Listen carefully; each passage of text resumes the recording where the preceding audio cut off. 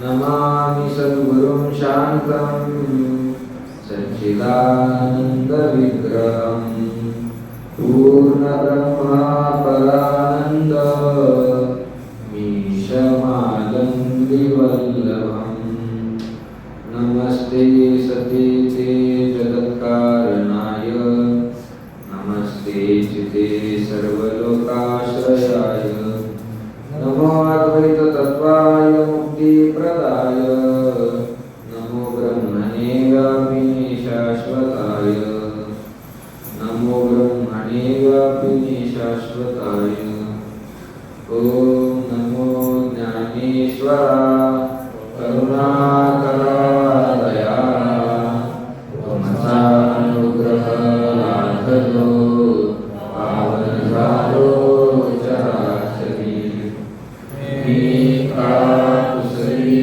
काही जनेने बोलतो वचने अति भाविका तुमचा अनुग्रह लाभलो पावन झालो चराचरी एका जनार्दनी तुमचा दास त्याची आस पुरवावी तुमचा अनुग्रह लाभलो पावन झालो चराचरी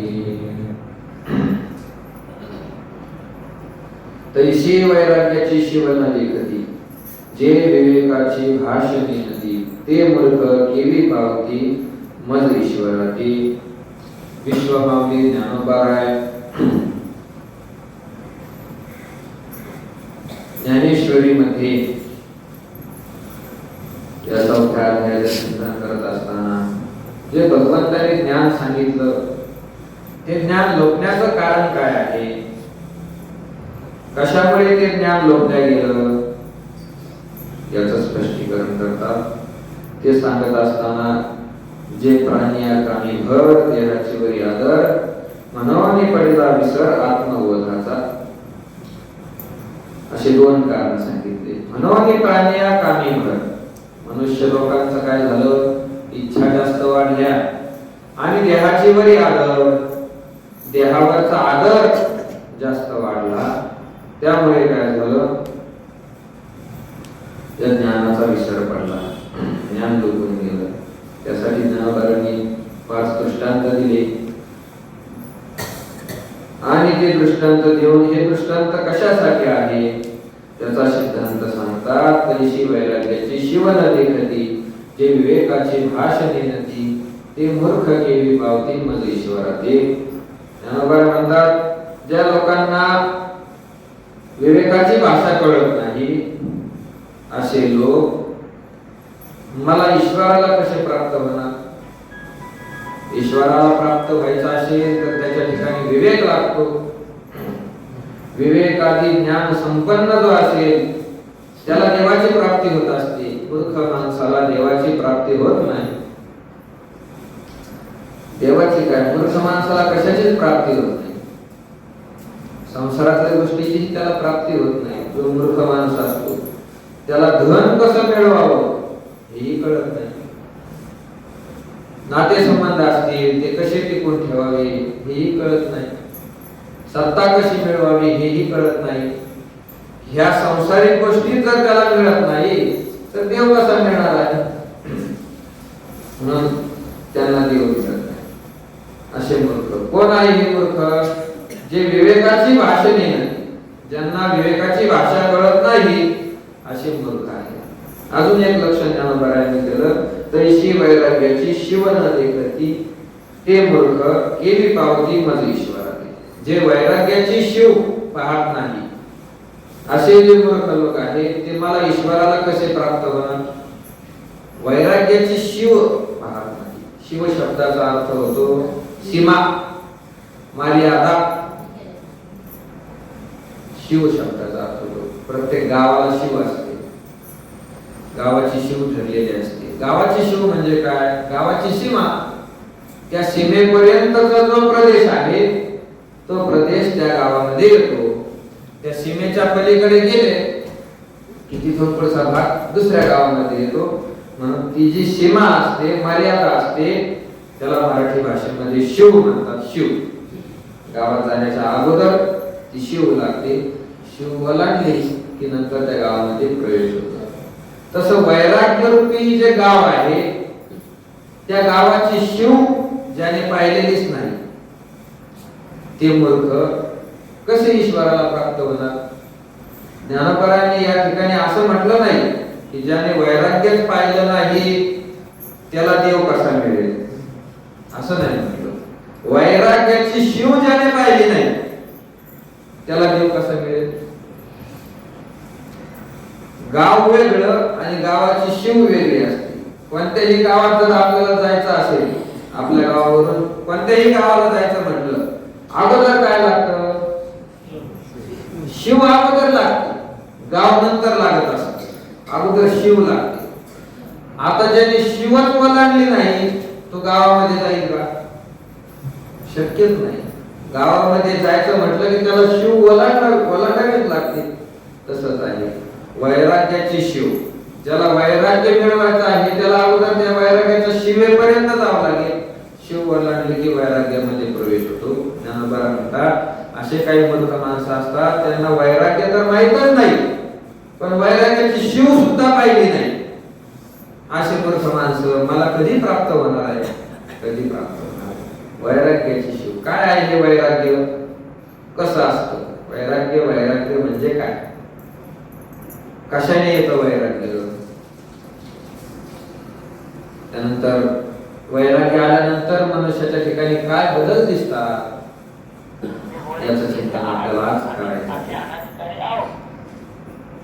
पहिला प्रश्न आपला आहे वैराग्य म्हणजे काय? वैराग्य कशाला म्हणायचं? पंचदशीमध्ये विद्यारण्य स्वामींनी या वैराग्याचं निरूपण करत असताना त्याचं हेतू म्हणजे कारण, स्वरूप आणि कार्य या तिघांची चर्चा केलेली आहे. वैराग्य कशाला वैराग्य म्हणायचं? दोष दृष्टीर जिहासाच पुनर्भोगेश्व दीनता असाधारण हेत्वाद्या वैराग्यस्य प्रयोग. वैराग्य म्हणजे काय? पंचदशिकार विद्यारण्य स्वामी म्हणतात वैराग्य म्हणजे जिहासा. जिहासा जिहासा म्हणजे त्याग करण्याची इच्छा, त्याला म्हणायचं वैराग्य. त्याग करण्याच्या इच्छेला वैराग्य म्हणतात. कशाच्या त्यागाच्या इच्छेला? चप्पल फाटली त्याची त्याग करण्याची इच्छा झाली त्याला वैराग्य अशी परिभाषा केली. इहलोकापासून ब्रह्मलोकापर्यंत अनुकूल असलेल्या सगळ्या भोगांच्या त्यागाच्या इच्छेला वैराग्य म्हणायचं. कशाला म्हणायचं वैराग्य? त्यागाच्या इच्छेला म्हणायचं. पण कशाच्या त्यागाच्या इच्छेच्या? ते अनुकूल जे भोग आहे आपल्याला त्याच्या त्यागाची इच्छा होणं याला म्हणतात वैराग्य. प्रतिकूल भोगाच्या त्यागाच्या इच्छेला वैराग्य म्हणत नाही. जे प्रतिकूल आहे त्याच्या त्यागाची इच्छा सर्वांनाच होत असते, सर्वांना त्याची इच्छा होत असते. सगळे घरामध्ये झोपले, एक जण जागाच होता, रात्रीचा प्रसंग आणि अचानक दरवाजाच्या बाजूने बारीक किडा आलाय आणि त्याने ते किडा अंधारामध्ये येताना त्याला दिसला. त्याला ते किडा आतमध्ये येताना दिसला पण अंधारामुळे ओळखू आला नाही किडा कोणता आहे. त्याने काय केलं? कंदील आणला आणि प्रकाश करून पाहिला. त्याला तो किडा असा दिसला, त्याला 4 पाय दिसले, पुढून तोंड दिसलं आणि माग अशी नांगी दिसली, एक वर नांगी. त्याने ती नांगी पाहिली, त्याने लगेच बुट उचलला दारातला बुट उचलला आणि त्याला मारलं. आता कोणीही असो, आपल्या घरामध्ये विंचू निघाला, सर्प निघाला, जवळ घेऊन बसावं वाटतं का? त्याच्या त्यागाची इच्छा सगळ्यांनाच आहे, सगळ्यांनाच त्याच्या त्यागाची इच्छा आहे. कोणी आहे का असा की त्याला विंचू दिसला जवळ घ्यावं वाटलं, हातावर घेतला, किती दिवसाने आला, नाही, त्याच्या त्यागाची इच्छा सर्वांना आहे, कारण तो आपल्याला प्रतिकूल आहे. प्रतिकूल असल्यामुळे त्यागाची इच्छा होणं साहजिक आहे, काहीच अडचण नाही. शास्त्र त्याला वैराग्य म्हणत नाही. जे अनुकूल विषय आहे त्या अनुकूल विषयाचा त्याग करण्याची इच्छा होणं त्याला म्हणतात वैराग्य. त्याला म्हणतात वैराग्य. एखादा निघाला आणि एखाद्या मठामध्ये गेला आणि मोठमोठ्याने जोराने सांगायला लागला, मला पैसा नको, मला पैसा नको, मी वैराग्यवान आहे, मला पैसा नको, मी वैराग्यवान आहे, मला पैसा नको. आता मठावाल्याने पाहिले, असा कोण एवढा मोठमोठ्याने मोठं राहिला, पैसा नको, पैसा नको, पैसा नको, मी वैराग्यवान आहे, पैसा नको. त्यांना वाटलं फारच मोठा साधू आहे काय. त्याला वाटलं याचं सगळं अगोदर चेक करावं, मागचं कुठून आलेला आहे, कसा आहे. त्याने त्याचा सगळा शोध घेतला. तो अनाथ निघाला. अनाथ म्हणजे त्याला आई वडील नाही, बायका मुलं नाही, कोणी नाही त्याला, असा अनाथ निघाला. बरं, धंद्याचा पाव तो लहानपणापासून त्यांनी काही धंदा केलेला नाही. जेवणाचं बघा, गावामध्ये रोज भिक्षा मागतोय, भोजन करतोय. आणि मग त्यांच्या लक्षात आलं, हा जो वरडतोय त्याला वैराग्य नाही झालं, वैराग्य झालं नाही त्याला. हा त्याच्या ठिकाणचा दंभ आहे, दंभ. दंभाने म्हणत आहे मला पैसा नको. कारण वैराग्य त्याला म्हणतात अनुकूल असलेल्या भोगाच्या त्यागाच्या इच्छेला वैराग्य म्हणतात. फार मोठा संपत्तीचा मालक आहे, 100-50 एकर जमीन नावावर आहे, नोकर चाकर घरी आहे, असं सगळं संपन्न त्याचं जीवन आहे. आणि मग त्याने सगळ्याचा त्याग केला. सगळ्याचा त्याग करून जो निघून गेला, जसं आपण काल भरत राजाचं उदाहरण पाहिलं. भारताचं कसं संपन्न राज्य होतं, सगळं सोडून निघून गेले, मग त्याला वैराग्य म्हणतात. आपल्याला जे अनुकूल भोग आहे त्याचे त्याग करण्याची इच्छा झाली पाहिजे, त्या इच्छेचं नाव आहे वैराग्य.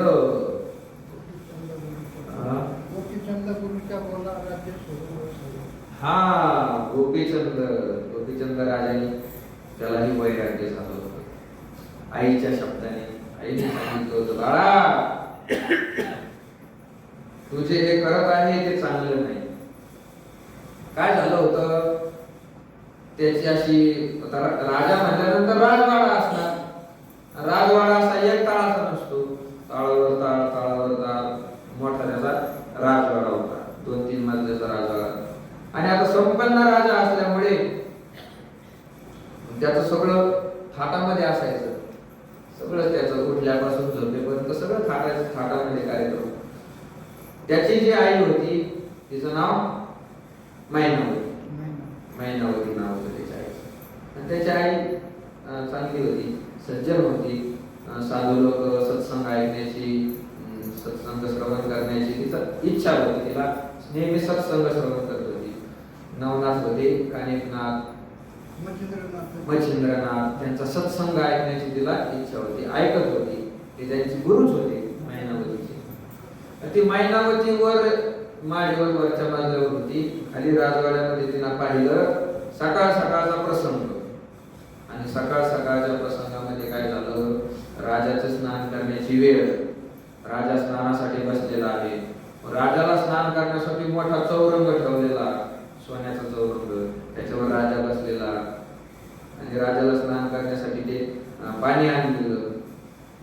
त्या पाण्यामध्ये सुगंधी द्रव्य टाकलेली, फुलं टाकलेली, आणि सगळं थाटामध्ये ते स्नानाचा कार्यक्रम सुरू झाला. राजा मस्त बसलेला, त्याला ते सगळे लोक स्नान घालायला लागले. आणि हे वरून पाहिलं त्याच्या आईने, गोपीचंद राजाच्या आईने, मैनावतीचं नाव. तिनं पाहिल्यानंतर तिला सहन झालं नाही आणि तिच्या डोळ्यामधून अश्रू गळायला लागले. अश्रू गळायला लागले, त्या राजाच्या अंगावर पडले. त्या राजाला त्या अश्रूचा स्पर्श जाणवला आणि त्याने वर पाहिलं. वर पाहिल्यानंतर दिसलं आपली आई ढसा रडायला लागली. ते डोळ्यातलं पाणी आपल्या अंगावर गळायला लागलं. लगेच स्नान आवरलं, कपडे घातले आणि आईकडे गेला. आई, तुला काय अडचण आहे? तू कशामुळे रडत आहे? तुला कोणी काही बोललं का? तुला काही दुखत का? काय अडचण आहे? आईवर प्रेम होतं म्हणून बोलला. आईने सांगितलं मला काहीच होत नाही, माझं काही दुखत नाही, मला कोणी काही बोललं नाही, काहीच नाही. मग तू रडते कशासाठी? त्याने सांगितलं तुझी ही अवस्था पाहून मी रडू राहिले. तू म्हणजे ही अवस्था पाहून रडायचं काय काम आहे? ती अवस्था पाहून लोक सगळे प्रसन्न होतात, तुला रडायचं काय काम आहे? केवढं मोठं ऐश्वर्य आहे, आपण राजा आहोत, कशाची कमी नाही, धन संपत्ती आहे, खायला एवढं मोठं आहे, नोकर चाकर आहे, आणि ही अवस्था पाहून तुला रडू कशामुळे आलं? तिने सांगितलं हे ऐश्वर्य तुझ्या बापाकडे होतं अगोदर. राज्य म्हणजे त्यांनी स्वतः कमवलेलं नाही, बापाचाच ऐका आलेलं. हे राज्य तुझ्या बापाकडे होतं. मग काय झालं? तुझ्या बापाने हे सगळा जन्म असाच घातला, राजवैभव भोगण्यामध्ये, विलास करण्यामध्ये, खानपान करण्यामध्ये, विषयाचं सेवन करण्यामध्ये संपूर्णचे संपूर्ण आयुष्य तुझ्या वडिलांनी असंच घातलं. आणि मग काय झालं? शेवटी यमदंड झाला, मृत्यूला प्राप्त व्हावं लागलं. आणि काय गती झाली असेल त्याची त्याला माहिती. कारण मनुष्याला कळतं जीवनभर जर पाप केलेला असेल तर त्याची गती शेवटी नरकामध्येच होणार. तिथं त्याला काय भोगावं लागत असेल आता, असं सुंदर प्रकारे समजून सांगितलं आपल्या मुलाला गोपीचंदाला.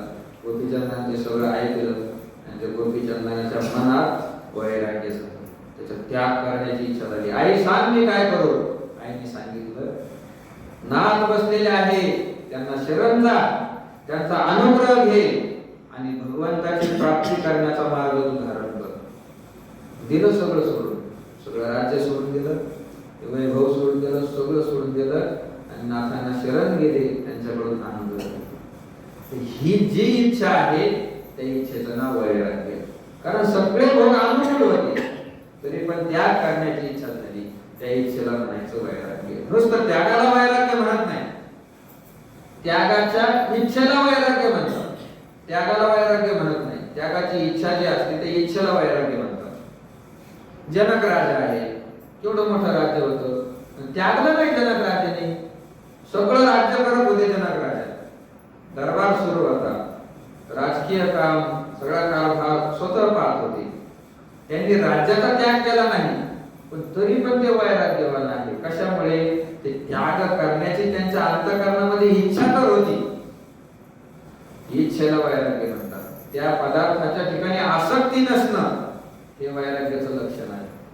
नाहीतर नुसतं वरून वरून त्या पदार्थाचा त्याग केला आणि त्याच्याविषयी आसक्ती जर अंतःकरणामध्ये असेल तर तो त्याग नाही, त्याग नाही. तो तुकारामांचे गाणं आहे, कुटुंबाचा केला त्याग नाही राग जव गेला, भजन ते ओंगळवाने नरका जाणे चुकेना. एखाद्याने कुटुंबाचा त्याग केला, घरदार सोडून दिलं, बायका पोरं सोडून दिले, गेला सगळं निघून एखादा मठ पाहिला, मठामध्ये जाऊन राहिला, सगळ्या कुटुंबाचा त्याग केला.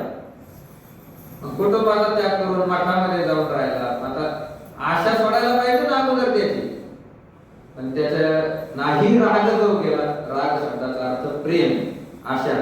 ती आशा, ते प्रेम संसाराचं सुटलं नव्हतं. आणि ते मठामध्ये गेल्यानंतर पण मग त्याला चिंतन सुरू होतं, ते ध्यान यायला लागलं घरचं. बायका मुलं जेवायला नसलं का ध्यान, मुलं जेवली असतील का, बायको जेवली असतील का, सकाळी मुलं शाळेत गेले असतील का, ते त्याला ध्यान यायला लागलं. मग रोज फोन व्हायला लागला घरी, मठात राहून घरी फोन रोज निघते नेमाने. संध्याकाळी 9 वाजले की त्याचा 11 वाजेपर्यंत घरी फोन. मग घरचा त्याग करून मठात आला आणि त्याचा घरी फोन. तुकाराम महाराज म्हणतात भजन ते ओंगळवाने नरकात जाणे चुकेना. बाबा तुझं नरकात जाणं चुकणार नाही. याने त्याग करण्याची गरज नाही, त्यागाची इच्छा झाली पाहिजे, बस. काही त्यागाची गरज नाही, इच्छा झाली की सगळं झालं. तुकाराम महाराज म्हणतात ना, नामसंकीर्तन साधन पैस होते, जळतील पापे जन्मांतरे, न लगती सायास जावे वनांतरा, सुखे देतो घरा नावे. तुम्हाला कुठं वनात जायची गरज नाही, कुठं जायची गरज नाही. तुमच्या घरी नारायण येईल, देव येईल, पण कशाने येईल? ती घरची तुम्ही आशा सोडून द्या. हाई चोळीसोनी करा एक चित्त, आवडी अनंत आळवा. फक्त देवाचं भजन करायचं, त्या सगळ्या पदार्थाची आशा सोडून द्यायची, बस. यालाच वैराग्य म्हणायचं. दुसरं तिसरं वैराग्य म्हणजे काय नाही. जिहासा त्याग करण्याची इच्छा होणं याचं नाव वैराग्य आहे. पदार्थाचा त्याग करणं हा वैराग्य नाही, फक्त इच्छा झाली पाहिजे तेच वैराग्य आहे. ऐसा घे कार्य संन्यास करी संकल्पाचा नाश, मग तू राहे भलते ठाई जनी वनी खाटे भोई. काय विचार आहे तुकाराम महाराजांचा? संन्यास घ्यायचा म्हणजे कसा घ्यायचा? तू पदार्थाचा त्याग करून संन्यास घेऊ नको. घरच्यांना सगळ्यांना सोडून कुठेतरी दूर निघून जायचं, तो संन्यास घेऊ नको. संन्यास शब्दाचा अर्थ होतो संकल्पाचा त्याग, तो संन्यास आहे. आपण जे मनामध्ये संकल्प करतो, मला जे काम करायचं ते काम करायचं, याच्या घरी जायचं त्याच्या घरी जायचं, याला भेटायचं त्याला भेटायचं, हे जे दिवसभराचे संकल्प आहे, या संकल्पाचा त्याग कर, याचं नाव वैराग्य आहे. संकल्पाचा जर एकदा त्याग झाला तर मग तू कुठं राहतो याच्याशी काय देणं घेत नाही. मग तू राहे भलते ठाई, कोणत्याही ठिकाणी राहा. घरामध्ये राहा नाही तर मठामध्ये राहा, गावात राहा नाही तर वनामध्ये राहा, काहीच अडचण नाही. मग तू राहे भलते ठाई जनी वनी खाटे भोई. जनामध्ये नाही, लोकांमध्ये राहिला तरी अडचण नाही, वनामध्ये राहिला तरी अडचण नाही, खाटे पलंगावर झोपला तरी अडचण नाही, आणि भोई जमिनीवर झोपला तरीही काही अडचण नाही. पण संकल्पाचा त्याग अगोदर झाला पाहिजे. त्याच्या अंतःकरणातली ती आशा निघून गेली पाहिजे. ती जर गेली नाही तर मग तुकाराम महाराज म्हणतात, नाही तरी सुखी असावे संसारी फजिती दुसरी करू नये. सुखाने संसार केलेला चांगला, त्याने आपली फजिती करून घेऊ नये. कारण ज्याचे त्याला तर कळतच ना, आपल्या अंतःकरणामधली इच्छा वासना गेल्या की नाही, ज्याचे त्याला कळतं. जर गेलं असेल तर मग त्याग करावा, आणि ते गेलं नसेल तर मग आपलं सुखाने संसार करावा. म्हणून अनुकूल मानलेले जे भोग आहे, त्या भोगाच्या त्यागाच्या इच्छेला वैराग्य म्हणतात. आणि त्याची अवधी कुठपर्यंत आहे? इहलोकापासून ब्रह्मलोकापर्यंत त्यागाची इच्छा झाली पाहिजे. म्हणजे नुसतं असं नाही, सरपंचाचं पद मिळालं आणि त्याला त्याग करण्याची इच्छा झाली, त्याचं नाव वैराग्य. पंतप्रधानाचं पद मिळालं, त्याला त्याग करण्याची इच्छा झाली, त्याचं नाव वैराग्य. इथपर्यंत ते मर्यादित नाही, ब्रह्मलोकापर्यंत साधना करून तपस्या करून जर ब्रह्मपद प्राप्त होण्याची अवस्था झाली तर ते पदही त्याग करण्याची इच्छा पाहिजे, त्याचं नाव आहे वैराग्य. त्याचं नाव वैराग्य. देवाने सांगितलं तुकाराम महाराजांना, तुकाराम महाराज तुम्ही मागा, तुम्हाला काय मागायचं, मी तुमच्यावर आज प्रसन्न झालो, काय मागायचं ते मागा. तुकाराम महाराजांनी सांगितलं, अनेक लगे माईक पदार्थ तेथे माझी अर्थ नको देवा. देवा हे माईक पदार्थ जे आहे ना, ते मला देऊ नको, त्याची इच्छा सुद्धा माझ्या मनामध्ये देऊ नको. कारण हे माईक पदार्थ सगळे दुःखाला कारण आहे. ये रती माईके दुःखाची जनिती नाही आधी अंती अवसानी. हे माईक पदार्थ मला देऊ नको देवा तू. देवाला वाटलं, तुकाराम महाराजांना वाटत असतं माईक पदार्थ म्हणजे लौकिकातले पदार्थ. हे काय म्हणजे तुम्हाला ब्रह्मपद देतो. ब्रह्मदेव व्हायची इच्छा आहे का तुकाराम महाराज? तुकाराम महाराज म्हणतात, नाही, आम्हाला ब्रह्मपदही नको. ब्रह्मादिक पदे दुःखाची शिराणी तेथे चित्त धनी जडो देशी. देवा ब्रह्मादिक पद म्हणजे हे दुःखाची शिराणी आहे. शल्क दुःख तिथं भोगायला मिळतं. ब्रह्मादिक पद नको आम्हाला ते. केवढं मोठं पद आहे ब्रह्मादिक पद, सोडलं तुकाराम महाराजांनी. त्याच्यामुळे तुकाराम महाराजांना वैराग्य मूर्ती म्हणतात. कशामुळे वैराग्य आहे? घरदार सोडलं म्हणून वैराग्य नाही. देव ब्रह्मपद देत होता, ते ब्रह्मपद सुद्धा तुकाराम महाराजांनी त्याचा त्याग केला, म्हणून तुकाराम महाराज वैराग्यवान आहे. याला म्हणतात वैराग्य. जिहासा त्याग करण्याची इच्छा होणं हे वैराग्य आहे. कशाने प्राप्त होतो हे वैराग्य? बऱ्याच माणसाला वाटतं ना, ऐकल्यानंतर आपल्यालाही वैराग्य व्हायला पाहिजे. जसं तुकाराम महाराजांना वैराग्य झालं, सगळ्या साधू संतांना वैराग्य झालं, ते आपल्यालाही मिळालं पाहिजे. कशाने वैराग्य मिळतं? त्याचे अनेक कारण आहेत. तुकाराम म्हणे, इथे आश्रमाचे फळ परमपद बळ वैराग्याचे. परमपद बळ वैराग्याचे. महाराज म्हणतात, कशाने वैराग्य मिळेल? हेच आश्रमाचे फळ. तुम्ही ज्या आश्रमामध्ये आहे, ज्या वर्णामध्ये आहे, त्या त्या आश्रमाचं त्या त्या वर्णाचं कर्म करणं. तुम्ही ब्रह्मचारी आहे तर ब्रह्मचार्याचं कर्म करायचं, अध्ययन करायचं.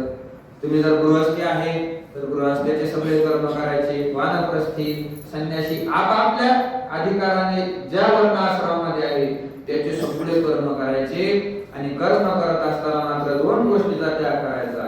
त्याच्या फलाची इच्छा करायची नाही. मी हे कर्म केल्यानंतर मला हे प्राप्त होईल अशी इच्छा करायची नाही. शेती करायची, पण शेती केल्यानंतर मला हे प्राप्त होईल त्याची इच्छा करायची नाही. म्हणजे फलाच्या इच्छेचा त्याग करायचा आणि त्याच्या अभिमानाचा त्याग करायचा. हे मी करतो याचा त्याग करायचा. अंतःकरणामध्ये अशी बुद्धी ठेवायची की हे सगळं भगवंत माझ्याकडून करून घेत आहे. करता करविता तोच आहे, मला फक्त निमित्त केलेलं आहे. अशा प्रकारे जर आपलं कर्म केलं तर त्या माणसाला वैराग्य मिळत असतं. वैराग्य परमपद बळ वैराग्याचे. अजून कशाचं होतं? त्याच्यासाठी ज्ञानोबरांनी गोवी दिलेले आहे. तैशेने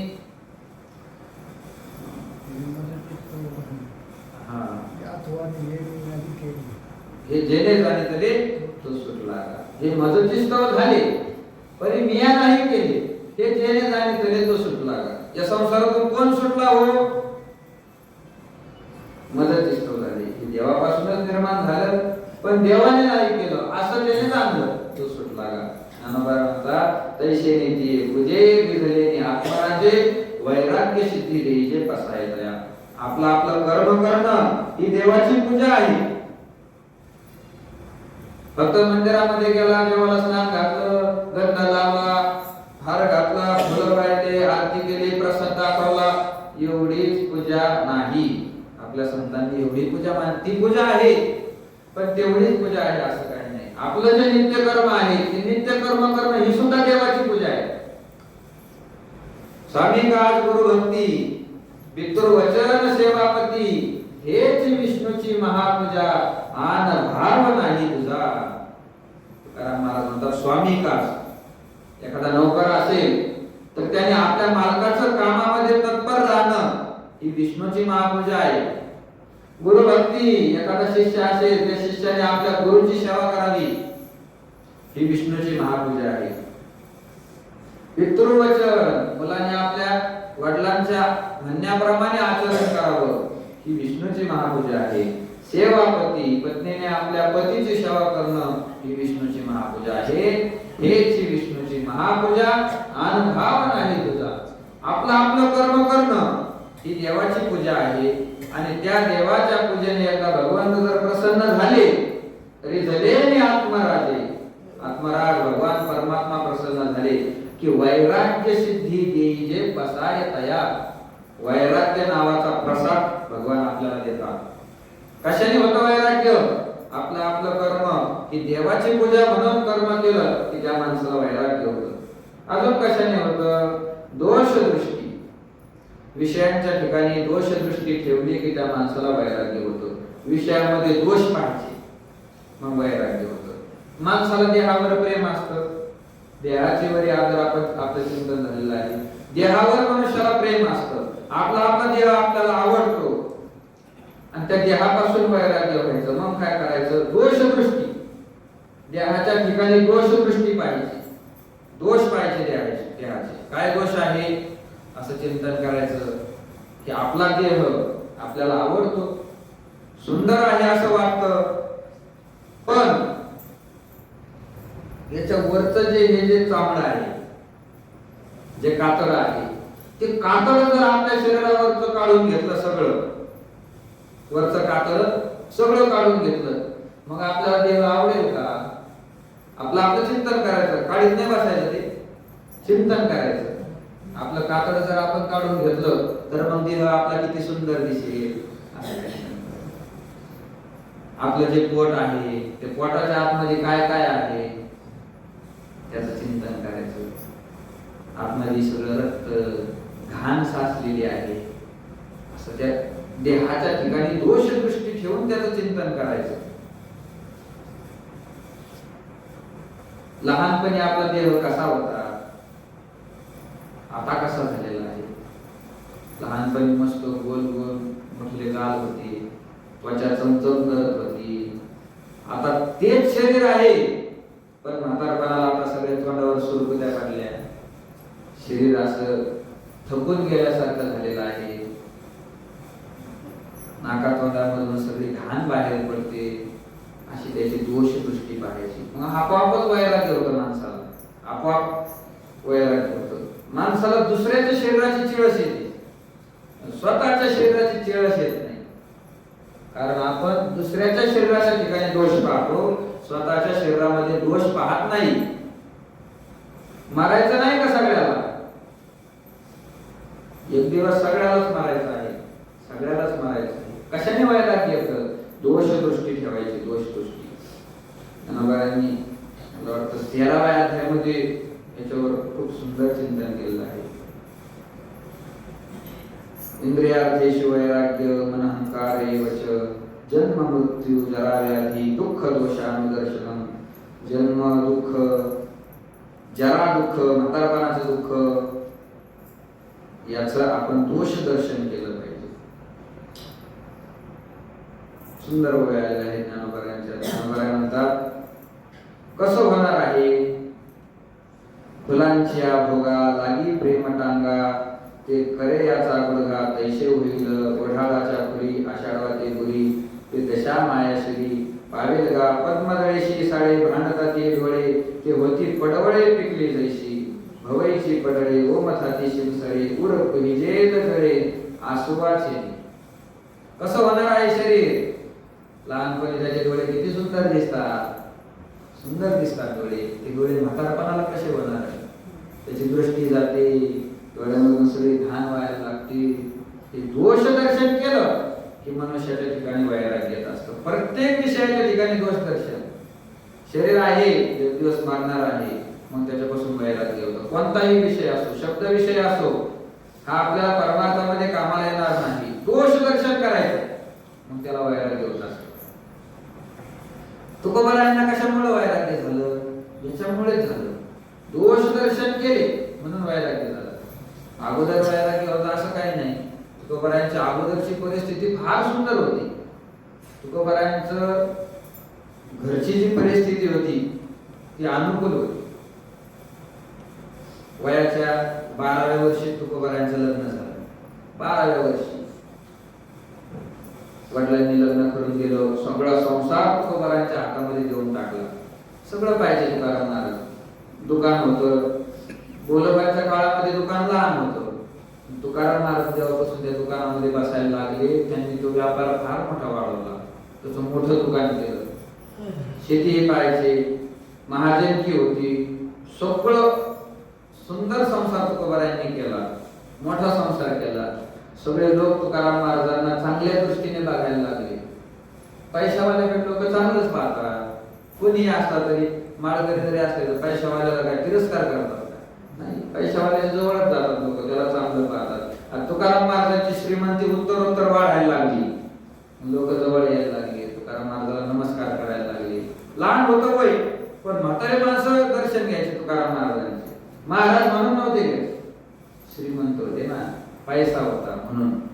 फार मोठं वाढलं तुकाराम महाराजांचं. नंतर ते पहिल्या पत्नीला दमानी घाला म्हणून तिच्या आज्ञेने दुसरं लग्न आई वडिलांनी परत तुकाराम महाराजांचं करून दिलं जिजाबाईसोबत.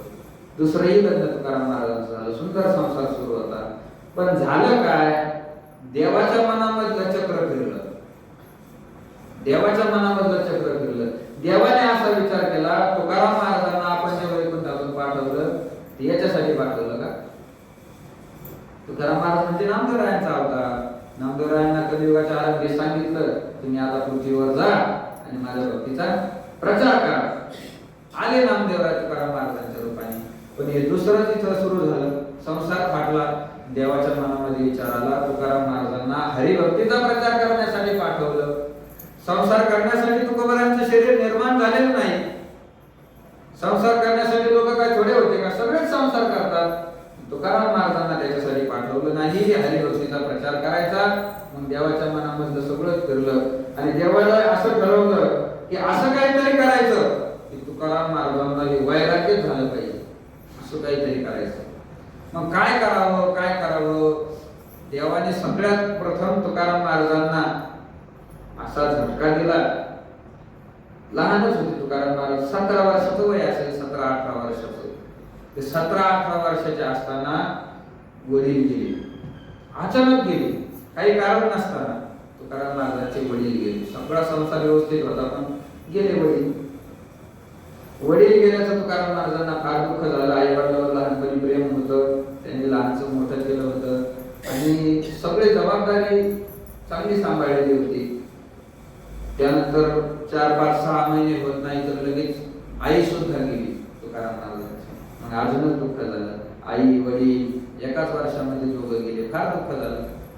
आता मोठे असल्यावर एवढं दुःख नाही होत, पण लेकरं लहान असले, त्यांचे आई वडील गेले म्हणून दुःख होतच, त्यांना दुःख झालं. तेवढ्यावर दुःख थांबलं नाही. मोठा भाऊ होता सावजी, तो अगोदरच विरक्त होता आणि त्यामध्ये असं झालं, सावजीची जी पत्नी होती ती पत्नी सुद्धा वारली, गेली. मग त्यानंतर आता पत्नीसाठी तो सावजी तिथं थांबलेला होता. पत्नी वारली, त्याला वाटलं आपल्या मागची कटकट गेली, ते सावजी गेला निघून तीर्थयात्रेला, त्याचं दुःख झालं. त्यानंतर थोडंफार 2-4 महिने जात नाही तर फार मोठा दुष्काळ पडला. दुष्काळामध्ये लोकांना अन्न करता करता लोक मारायला लागले. अन्नच मिळाला कुठं, फार मोठा दुष्काळ पडला.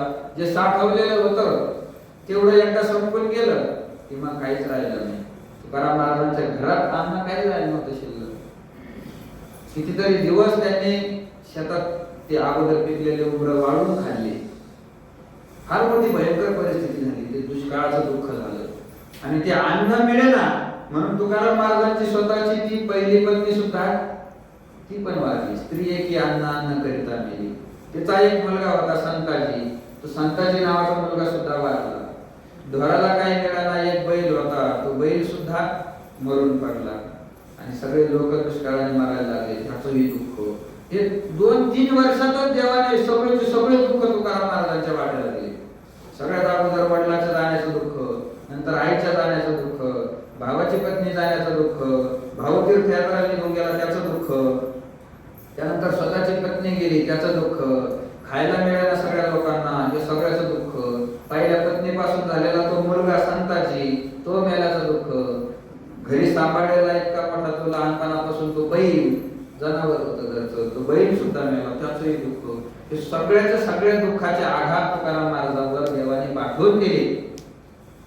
मग तुकाराम महाराजांचं मन थोडं विचलित झालं. तुकाराम महाराजांनी आता विचार करायला सुरुवात केली, हे झालं कशामुळे, कशामुळे झाले, अडचण काय होती यांना, कशामुळे गेली.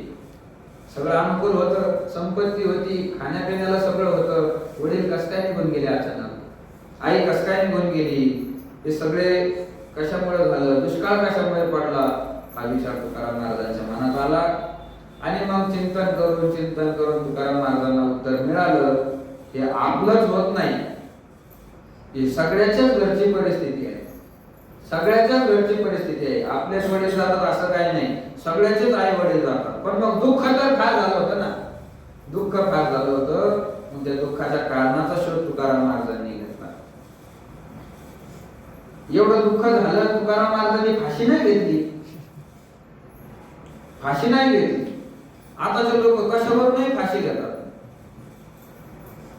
बायको फडाफडा बोलली, घेतला जावं मेला. कशामुळे लोक फाशी घ्यायला लागले आता, म्हणजे तुकाराम महाराज होते एवढे मूर्ख थोडंच होते. तुकाराम महाराजांनी फाशी नाही घेतली. तुकाराम महाराजांनी विचार केला. कशाच्या आधाराने विचार केला, घरामध्ये जुने पोथ्या पडलेले जुने ग्रंथ होते. ज्ञानोबारांची ज्ञानेश्वरी होती, नामदेवरायांचा गाथा होता, कबीर महाराजांची दोही होती, नाथ महाराजांचं भागवत होतं, नाथ महाराजांचं रामायण होतं, गाथा नाथ महाराजांचं, हे सगळे ग्रंथ घरात पडलेले होते. आता सगळं तर वाटोळं झालेलंच होतं. दुष्काळ पडलेला होता, खायला काही मिळत नव्हतं, शेतात पाऊसच पडला नाही, त्याच्यामुळे काम धंद्याचा काही प्रश्नच नव्हता. मग ते रिकाम्या सगळ्या वेळामध्ये तुकोबरायांच्या हातामध्ये ते ग्रंथ निघाले. त्यांना वाटलं नेमकं काय एकदा बघावंच. तुकाराम महाराजांनी ते ग्रंथ वाचायला सुरुवात केली, एक ग्रंथ. आणि नाथ महाराजांचं भागवत तुकाराम महाराजांनी घेतलं आणि त्या भंडारा डोंगरावर जाऊन तुकाराम महाराजांनी त्याची 1000 पारायण केले नाथ महाराजांचं भागवत. आता भागवतात सगळं वैराग्य वैराग्याचं निरूपण. ते वाचल्यानंतर तुकाराम महाराजांना कळलं की हे सगळं एक दिवस होणारच होतं. आपले वडील आता जरी गेले नसते तरी एक दिवस जाणारच होते. आई जरी आता गेली नसती तरी एक दिवस जाणारच होती. दुष्काळ आता पडला नसता तरी एक दिवस पडलाच असता. हे होणारच आहे. ग्रंथामध्ये वाचल्यानंतर कळलं. याचं कारण काय आहे? याचं कारणच आहे हा सगळा संसार. जोपर्यंत या संसारामध्ये आहे तोपर्यंत त्याला दुःख भोगावंच लागतं. हा अटल सिद्धांत आहे. आणि तुकाराम महाराजांच्या त्याच्याही पुढे जाऊन असा विचार त्या ग्रंथाच्या माध्यमातून मिळाला की नुसते आई वडील गेले असं काही नाही. एक दिवस आपल्याला पण जावं लागणार आहे या संसारातून. कितीही संसार केला, कितीही मोठा प्रपंच उभा केला, एक दिवस आपल्याला सुद्धा जायचं आहे. असा विचार ज्यावेळेस मनामध्ये आला त्यावेळेस मग तुकाराम महाराजांचं डोकंच फिरलं. ज्या संसारावर तुकाराम महाराजांचं अगोदर प्रेम होतं, प्रेमाने सगळा संसार उभा केला होता, त्या संसारावरची नजरच फिरली तुकाराम महाराजांची. सगळी नजर फिरली आणि तुकाराम महाराजांना वैराग्य झालं. वैराग्य बस, इथून पुढे आता या गोष्टी करायच्या नाही. एवढं 20-22 वर्षाचं जेवढं काही आयुष्य होतं तेवढं आयुष्य आपण या संसारामध्ये मातीत घातलेलंच आहे. त्याचा पश्चाताप झाला. पण आता जेवढं आपल्या हातामध्ये शिल्लक राहिलेलं आहे त्या आयुष्यामध्ये आता फक्त आणि फक्त देवाच्या प्राप्तीसाठी प्रयत्न करायचे. हा विचार तुकाराम महाराजांच्या मनात जागृत झाला आणि झालं वैराग्य. त्यागाची इच्छा झाली, झालं वैराग्य. नंतरही तुकाराम महाराज संपन्न झाले असं काही नाही. नंतरही तुकाराम महाराजांचा प्रपंच परत फार मोठा वाढला होता. दुष्काळ गेल्यानंतर फार मोठा प्रपंच वाढला. पण तुकाराम महाराजांनी त्याचा स्पर्श नाही केला, स्वीकार नाही केला. स्वतःच्या हाताने सगळं देऊन टाकलं. कर्जाच्या वया होत्या, किती मोठं कर्ज होतं लोकांचं तुकाराम महाराजांवर. सगळं कर्ज माफ करून टाकलं लोकांचं. माफ करून टाकलं, कर्ज माफी देऊन टाकली. कशामुळे? त्याचं चिंतन घडत होतं, नेहमी लक्षात येत होतं कोणाचं किती द्यायचं आहे, कोणाकडून किती घ्यायचं आहे ते लक्षात येत होतं. देवाच्या चिंतनामध्ये भंग पडत होता. वैराग्य झालेलं होतं, सगळ्याचा त्याग केला. घरी जेवढं काय होतं ते जिजाबाईच्या हाताने सगळं वाटून दिलं.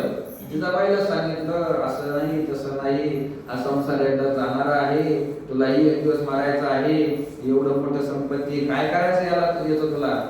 सगळं जिजाबाईला समजून सांगितलं. जिजाबाईला तुकाराम महाराजांनी सांगितल्यानंतर कोणाला समजणार नाही.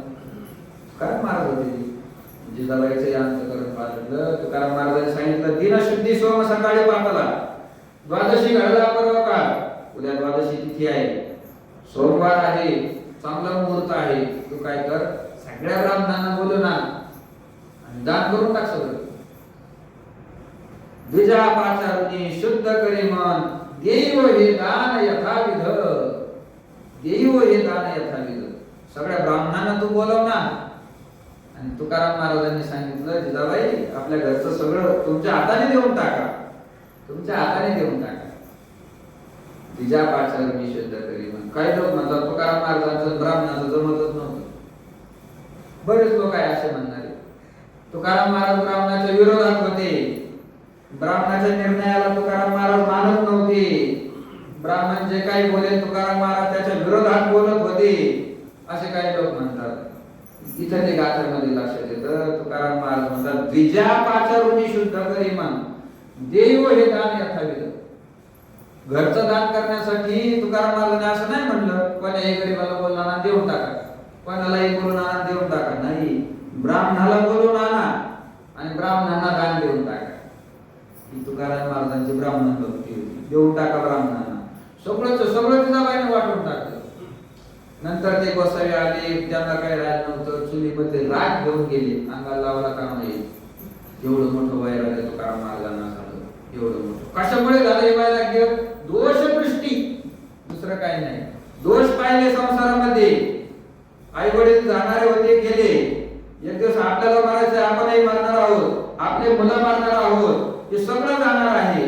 जमीन तशी राहणार आहे, ते घर तिथंच पडून राहणार आहे आणि त्याला आपलं म्हणणारे आपण मरून जाणार आहोत. आपलं सगळं धनही जागेवरच राहणार आहे, काहीच कामाला येणार नाही. असं तुकाराम महाराजांनी त्याचं दोष दर्शन केलं आणि वैराग्य झालं. वैराग्य झालं. म्हणून वैराग्याचं कारण आहे दोष दृष्टी. वैराग्याचं स्वरूप आहे जिहासा, त्यागाची इच्छा होणं, आणि वैराग्याचं कार्य आहे पुनर्भोगेषु अदीनता, भोगासाठी दीन न होणं, हे वैराग्याचं कार्य आहे. ज्याला वैराग्य झालं ना, तो वैराग्यवान माणूस विषयासाठी खटपटी करत बसत नाही. वैराग्यवान माणसाला काही घेणं नसतं. तू कोण आहे, किती मोठा आहे, तो तुझ्या घरचा मोठा, त्यांना काही घेणं देणं नसतं. कारण वैराग्य असतं ना. त्यांचं उदाहरण सांगतात. अष्टावक्र महात्मे होते. ते अष्टावक्र रस्त्याने चालत होते. रस्त्याने चालत असताना त्यांचं शरीर 8 ठिकाणी वाकडं होतं, आणि 8 ठिकाणी वाकडं असल्यामुळे असे लपकत लपकत लपकत चालायचे, हळूहळू चालायचे.